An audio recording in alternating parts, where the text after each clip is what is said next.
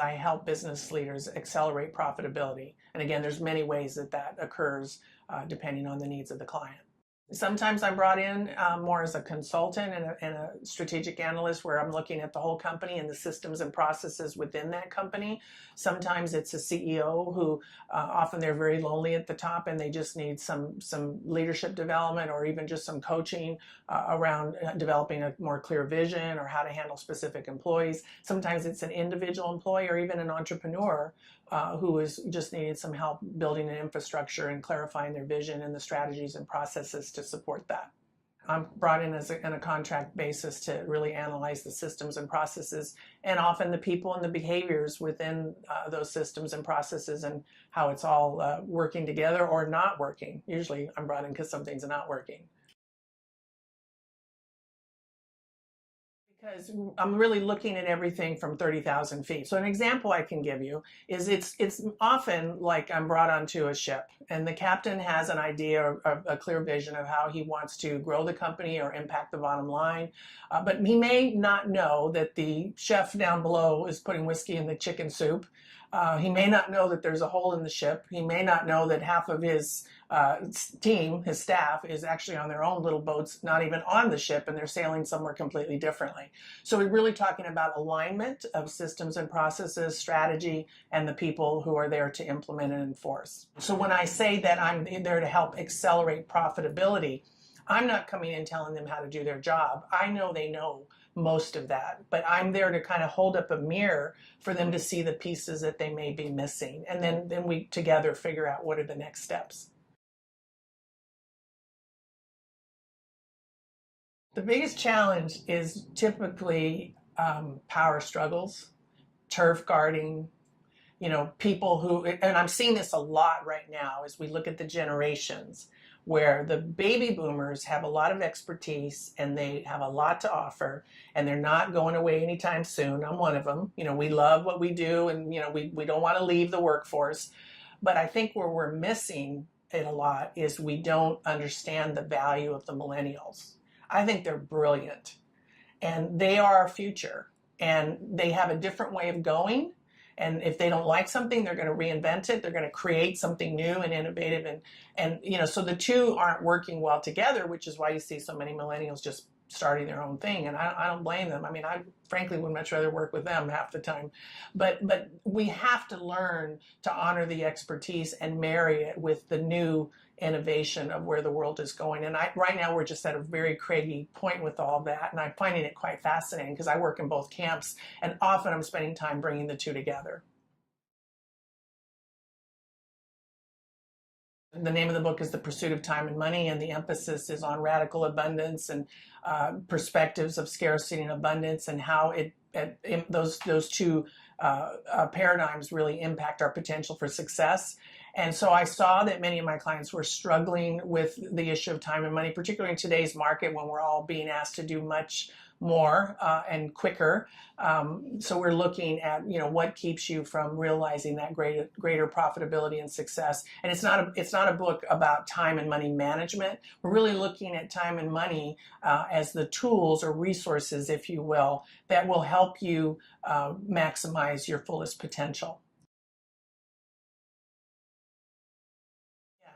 So it's been very exciting for me. I wrote the book initially to start a conversation, to help people really understand what it is in their own paradigms, their worldviews, are holding them back or even maybe working for them, because it's always a combination, very complex combination of worldview and understanding. I've written it through the lens of stage development, which has to do with where we are in our own human development, because what we know from the research is that different stages of development cause us to think about particularly time and money differently.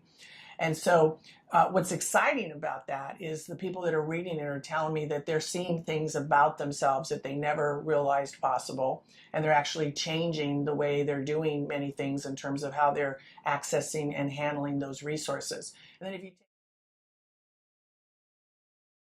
I think we would all agree that we're not completely through that glass ceiling yet. You know, we still have great disparity in power within every organization and our society. And so for women in business to really identify where they fall on that spectrum between scarcity and abundance, I think is almost more important, because we don't always network well. We don't always ask for what we think we deserve in terms of, you know, financial compensation. Sometimes we're afraid even to take a promotion, for instance. I know I went through that in my early career, where I was literally offered many opportunities that I literally was in scarcity in my own mind about accessing, because of I just didn't want to take away time and energy from my family. And so there's a whole lot of ways that scarcity shows up.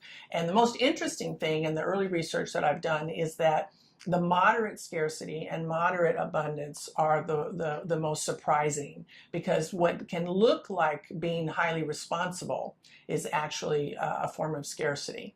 So the example I give of that is the gentleman who was taught to do all the right things and save, and he's, you know, saving for his children, you know, for college or retirement or whatever. But he's so worried and scared all the time that, you know, he's not enjoying his life or taking his family on vacations or his wife to dinner, and he's kind of missing the trip along the way because he's in fear-based conversations.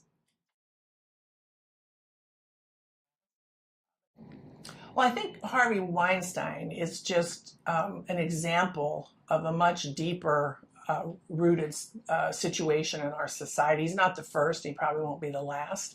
But I think I'm more concerned about our culture and our society than I am what Harvey's done, because we do not yet have space for women to feel comfortable to come forward. You know, I think, you know, many women, and myself included, I think, have been in a situation similar to that. I think any woman can tell you that they've probably been in some type of situation where they felt compromised, or they felt that there was a power beyond what they might speak into or speak against, I guess I should say.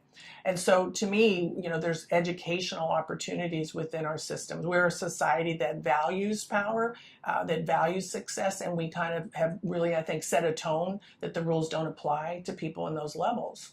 And so women understand that rule, and men take advantage of that rule. And I don't think it's a gender issue, really. I think it's a society issue. It's a cultural issue, and our pop culture promotes it, and we spend a lot of time in the media talking about it. That almost adds to the issue. We have to address it, of course, but I think there's systemic issues that need to start at very, very early stages when children are developing, so that women feel empowered to say no and mean it, and no, make it clear that I mean it. But then also, how are we training up our young boys, our men? You know, we see the hazing in the colleges. We see things happening in colleges now that are really not about building character at all. They're really about very egocentric perspectives on life. And that also, to me, is a developmental issue, because when we look at the stages of human development, there are 12 that we know of. Within those stages are 26 lines of development. I won't go into all that, it's very complicated, but when you think of early stages, those are egocentric stages. And we're not growing our men up into more ethnocentric stages, or even world planet centric stages, if we're allowing these things to permeate in our society.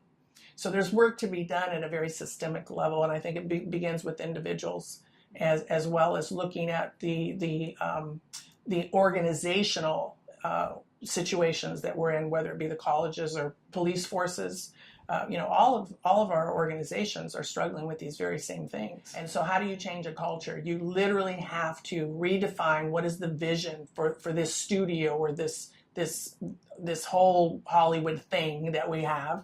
You know, what is the vision for it? Who do we want to be moving forward?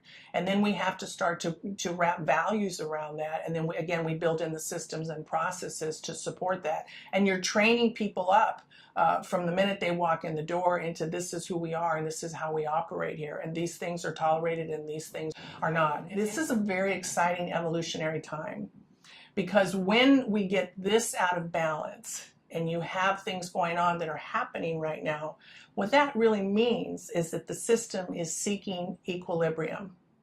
So we're all kind of sitting up and going, whoa, how did we get here? And we need to rethink this. The pendulum swings too far sometimes either way. And so this is an opportunity for us to really say, who do we want to be as a country?